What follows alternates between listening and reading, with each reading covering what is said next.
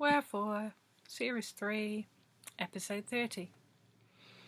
Ursula wakes up a little after dawn on a bright summer's morning and finds a turnip on her doorstep.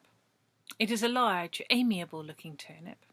The odds are that it did not get there all by itself, she thinks, eyeing it critically. Although the self-deploying turnip might be the natural progression in the great and strange business that is Ditchley turnips. She assumes it is a Ditchley turnip. Ordinary turnips are not likely to manifest on a person's doorstep in the early morning, she thinks. Sensible people do not go round leaving lone, unsolicited turnips outside people's homes. But Ditchley people might. It could be a friendly message left in passing to remind her that she will always have a connection to Ditchley. It could equally be a thinly veiled threat of some sort. It's hard to tell. It's just a turnip. She takes the turnip inside. It says nothing, which is a relief. Sentient, articulate turnips would be a bit much, especially before breakfast. After some consideration, Ursula decides that the best thing to do with the turnip will be to eat it, which she proceeds to do, peeling it first because although she is always bare enough for raw veg, her gut is seldom bare enough for turnip skins. The next day, Ursula finds one rather small turnip on her kitchen windowsill and 3 turnips on the doorstep. She picks them up and rolls them around in her hand. As a message, it's entirely incomprehensible. Even by Ditchley standards, it's a bit weird. She takes them inside. 2 of them she will remember to eat. 2 of them will end up at the back of the cupboard, displaced by the fresh arrival of turnips on day 3. And, of course, this was the essence of the plan all along. Because there is a plan. In theory, growing turnips should be an uncomplicated and predictable activity. In normal conditions, a person can assume, for example, that the number of turnips growing in their veg plot or field cannot exceed the number of turnips they have actually planted. In this regard, turnips are nothing at all like potatoes, who can get all excited and produce silly numbers of tubers when the fancy takes them.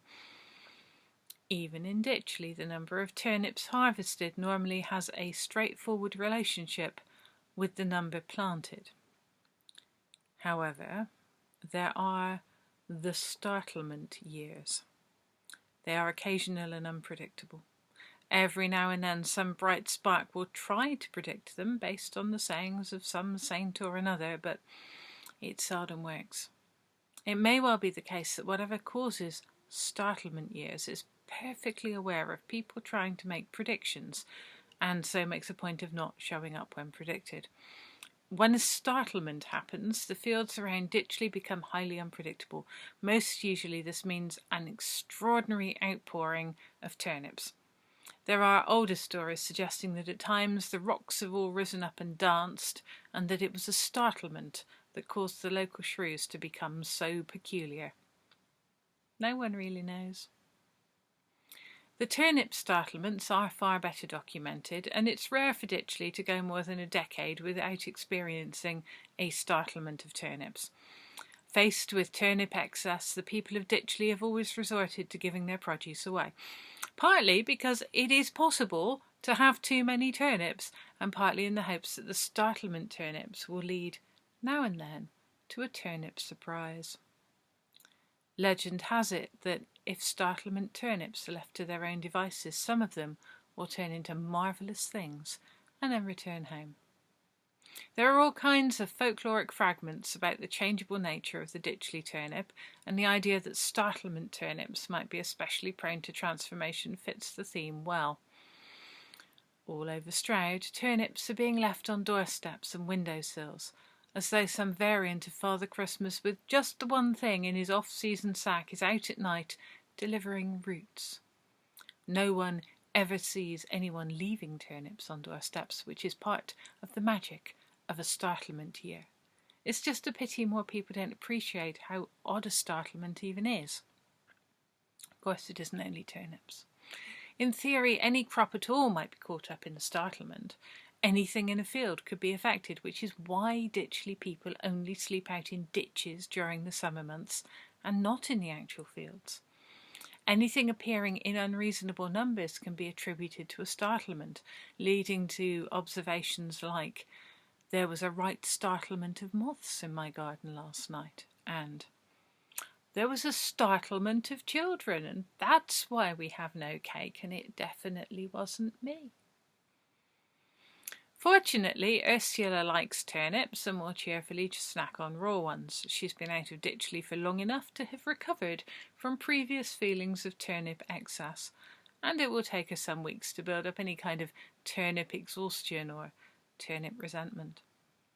Aside from the 2 turnips that have escaped to the back of the cupboard, all are consumed. Not everyone is as thorough. Around Stroud there are people who do not recognise or trust the turnips and who throw them into hedges as a consequence. There are people who bring them in and then find it is too hot to cook and forget about the turnips and do not wonder what they might be up to. The wizards of Stroud have an emergency meeting. They argue a lot about whether it is possible to have too many turnips and at what point a lot of turnips can be said to really qualify as an emergency. "It's not the turnips you have to worry about," Whitminster insists. "Who brings the turnips? What do the turnips want?"